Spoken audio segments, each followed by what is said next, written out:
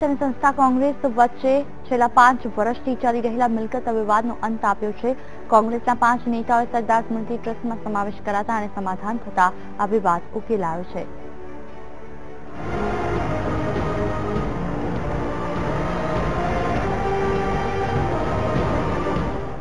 ગુજરાત કોંગ્રેસના નેતા મોરારજી દેસાઈએ કોંગ્રેસનું સંગઠન ચલાવ્યું હતું। કોંગ્રેસ કાર્યાલયો ખોલવા માટે અનેક મિલકત વસાવી હતી।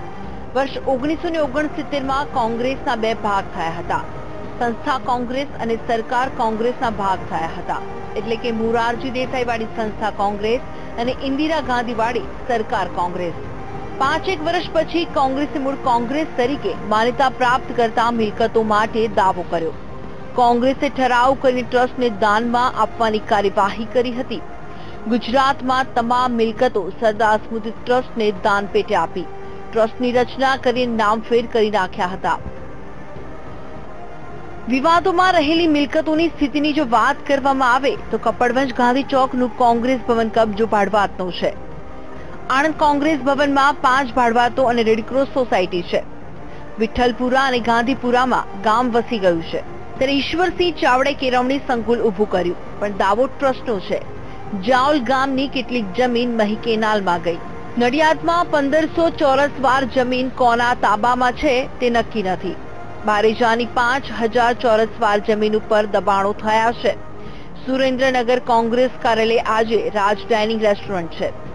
હિંમતનગરમાં કોંગ્રેસ કાર્યાલય કાર્યરત છે। પાલનપુર કોંગ્રેસ ભવનમાં વગર ભાડે શાળા ચાલે છે।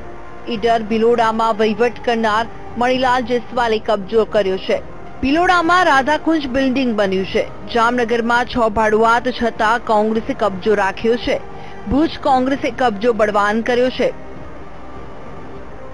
અમદાવાદ ખાતે સરદાર સ્મૃતિ ટ્રસ્ટ રચાયું। જિલ્લાઓના કાર્યાલયો પણ આ ટ્રસ્ટ નીચે આવી ગયા, પરંતુ જિલ્લામાં વહીવટ માટે ટ્રસ્ટની સમિતિઓ રચવામાં આવી અને તેમને આ મિલકતનો વહીવટ સોંપવામાં આવ્યો। ત્યારબાદ રાજકીય પરિવર્તનો આવતા ગયા। સરદાર સ્મૃતિ ટ્રસ્ટના ટ્રસ્ટીઓ બદલાતા રહ્યા, પરંતુ જિલ્લાઓમાં જેમને વહીવટ સોંપાયો હતો તેમણે પક્ષ બદલ્યા, પરંતુ મિલકતનો વહીવટ છોડ્યો નહીં।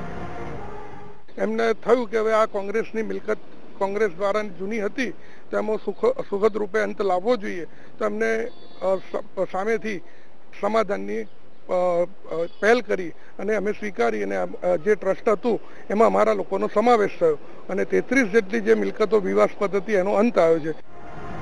અંદાજે 150 કરોડની 33 મિલકતો માટે કોંગ્રેસ અને સંસ્થા કોંગ્રેસ વચ્ચે વિવાદ ચાલી રહ્યો હતો, જેમાં બંને પક્ષે સમાધાનકારી વલણ અપનાવ્યું અને વિવાદનો અંત આવ્યો છે।